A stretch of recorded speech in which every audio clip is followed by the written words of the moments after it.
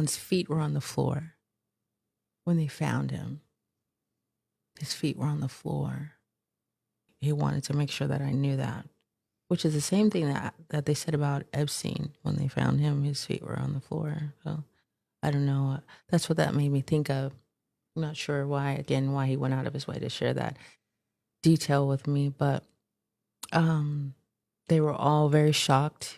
You know, he said he was very shocked. He said that he had seen him. I believe he said he saw him that day, he himself personally, or he had been told that someone had seen him, and there was nothing different about who they knew John to be after he came from court. You know, he seemed to be in the same spirits that he had always been in, you know. So basically just saying that there was no sign of, you know. Nobody saw it coming. Yeah. And I think after that, I think the next day or something, I went to what I guess you would call their morgue and had to, you know, identify John. And they took me to a room. He was behind a glass. And so I didn't get to touch him or anything, but I just was able to see his head. I've seen people say, you know, was there a body? No one saw the body, so he's probably still alive. But I saw his body. You know, I could only see him from, you know, the neck down. Well, not the neck down. You know, they had him covered. They had the sheet, and they said because they were in the middle of doing the autopsy. So, don't know. I couldn't see the tattoos just to verify it was him. You know, all the things that people talk about. Yeah. Because those are the things that I was looking for, wanting to see. But I didn't see any of those things. But I studied his face. I know that face.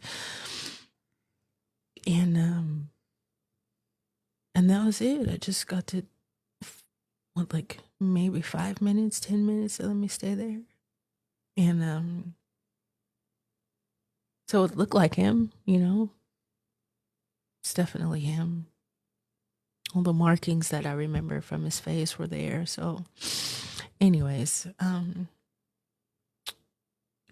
so after that, you know, I got the report. It took a while to get the report from the prison. The investigative report, you know, so in the meantime, I'm trying to ask the attorney, you know, when will they release his body?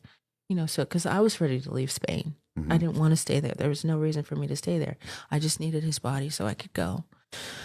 But because of the investigation, they weren't releasing the body.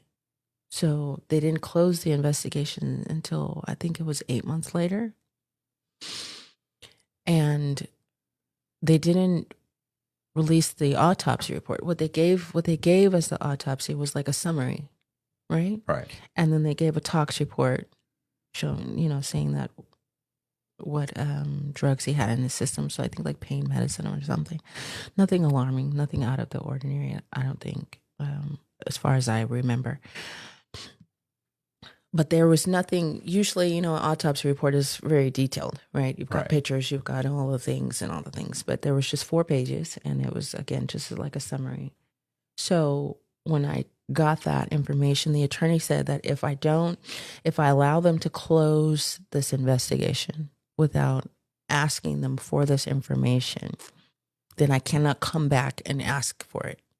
So if I'm going to, you know, ask them to give it to me, then I have to put the appeal in now. So that's what we did.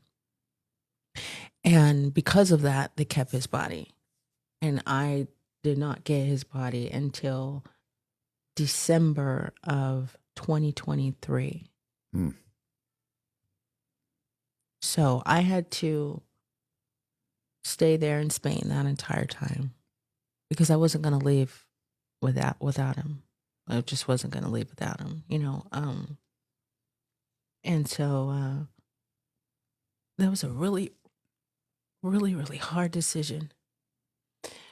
But I needed the information, you know. I don't know, I just couldn't walk away. You know what I'm saying? Like, and I just didn't understand why they wouldn't release his body because there's nothing that they needed his body for. And so I was trying to also get like an independent autopsy, but that was going to cost me like 20K. And by then my, what money I had was getting really low, and I just didn't have the 20K, to have someone flown from Madrid to do the autopsy. Then I also found out that apparently, like during the first 6 months of them having his body, they did not store it properly. They just, I guess, kept it refrigerated.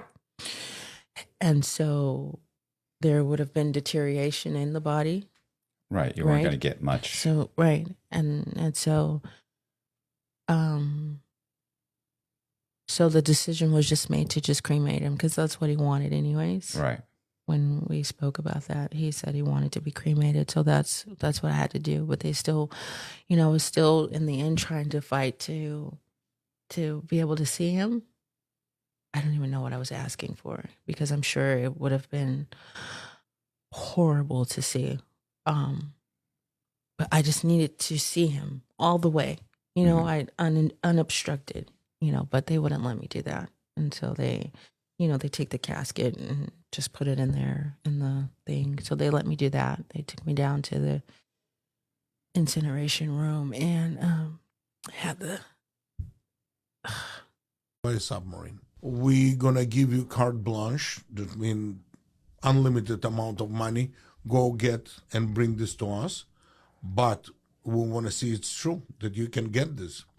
Now, me and Tony going to St. Petersburg, we buying illegal paperwork that we, some scientists, and we going to military base.